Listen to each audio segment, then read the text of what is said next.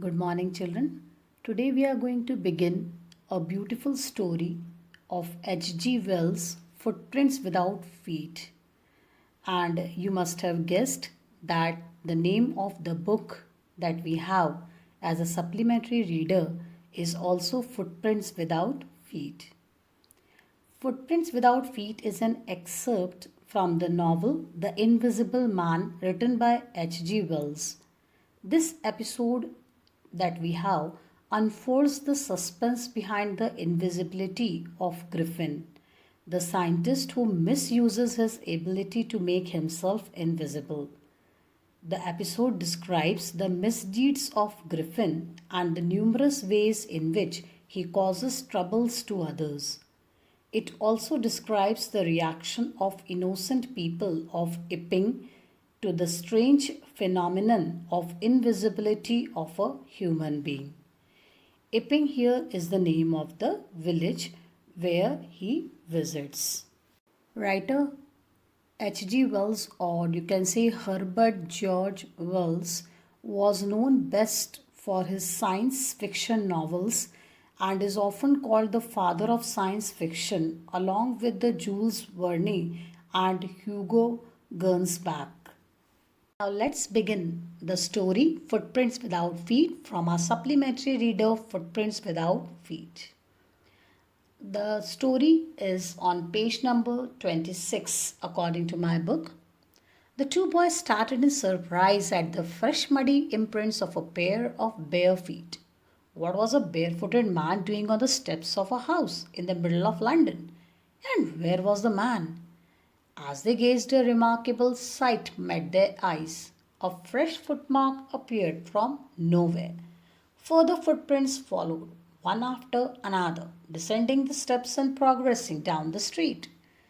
The boys followed, fascinated, until the muddy impressions became fainter and fainter and at last disappeared altogether.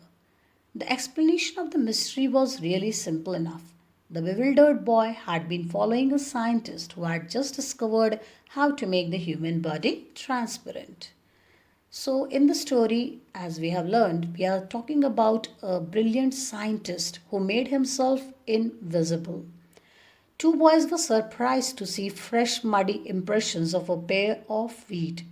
They were the imprints of a barefooted man in the middle of London. The boys followed the footprints but could not see the person who was leaving them behind. Still, they kept following till the muddy impressions grew fainter and eventually disappeared. These surprised boys were actually following a scientist named Griffin who had made a series of experiments that had led to the inventions of some drugs which could make a man's body invisible. Griffin the scientist had carried out experiment after experiment to prove that human body could become invisible.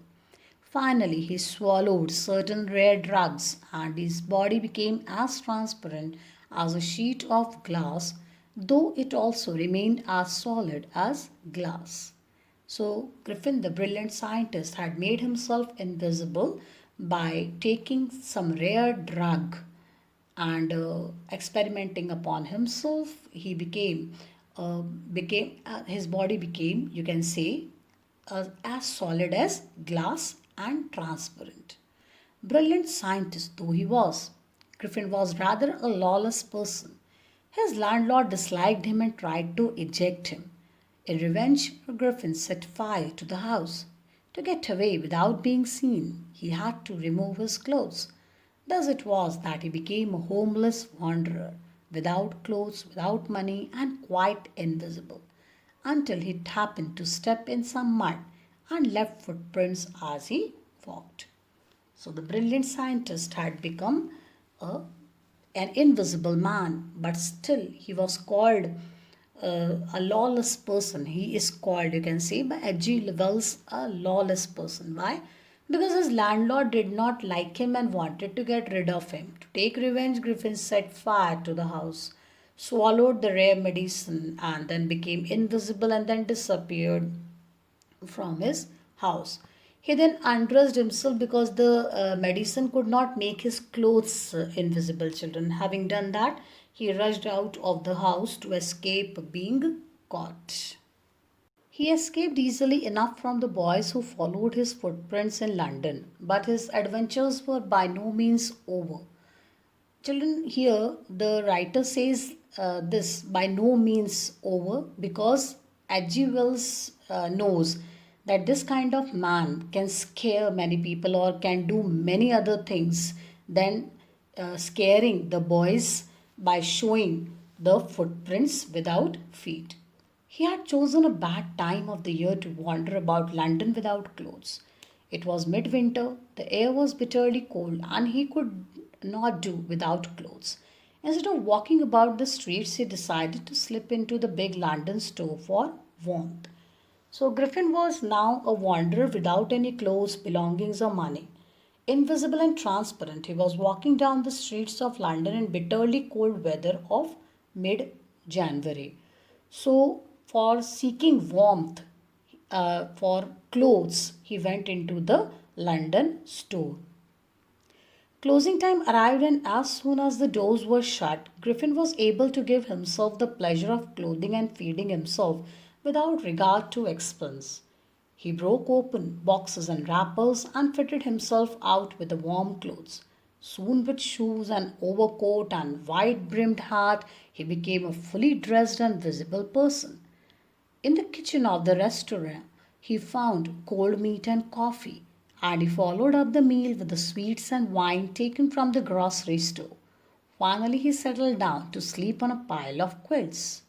Imagine, children, in a London store where all the things are available for him. Nobody can see him.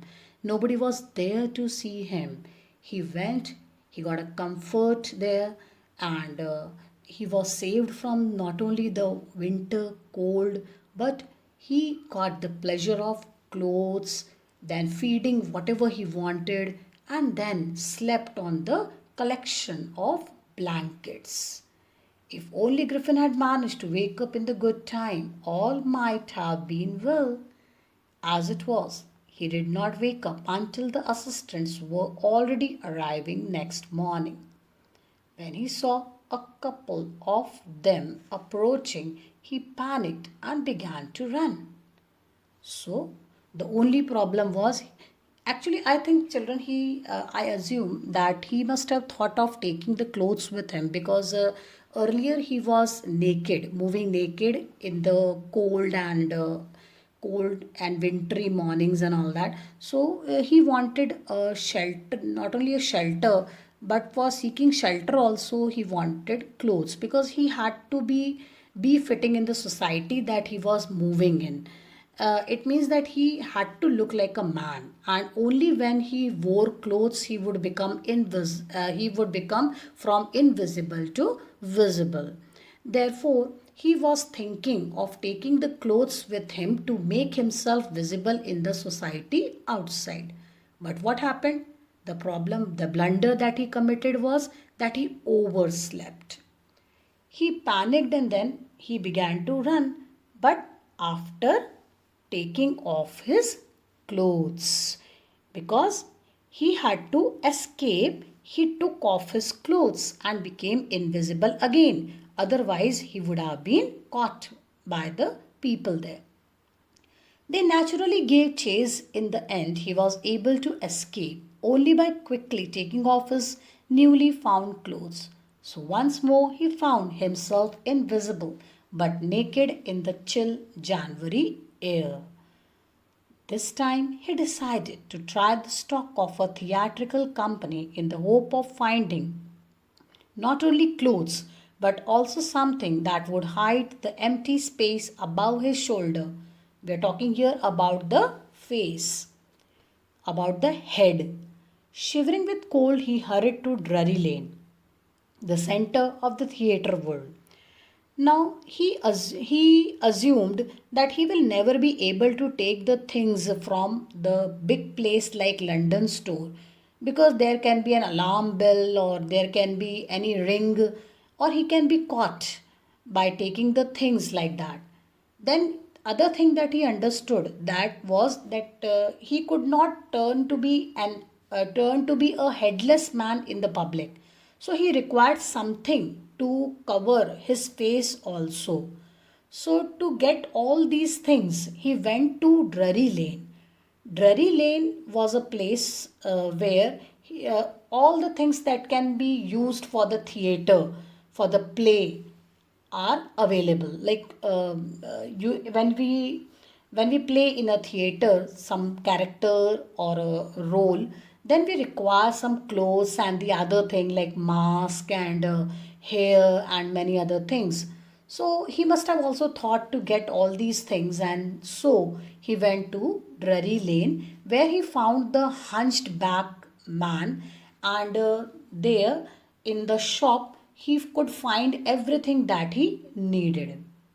He soon found a suitable shop. He made his way invisible upstairs and came out a little later wearing bandages round his forehead. So now we come to know, children, that he has already covered his face, his head, to make it appear visible. Dark glasses, false nose, big bushy side whiskers, and a large hat to escape without being seen.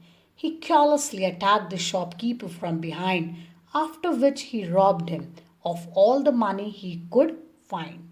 So, for two reasons, he had attacked the hunchback man or the shopkeeper from behind.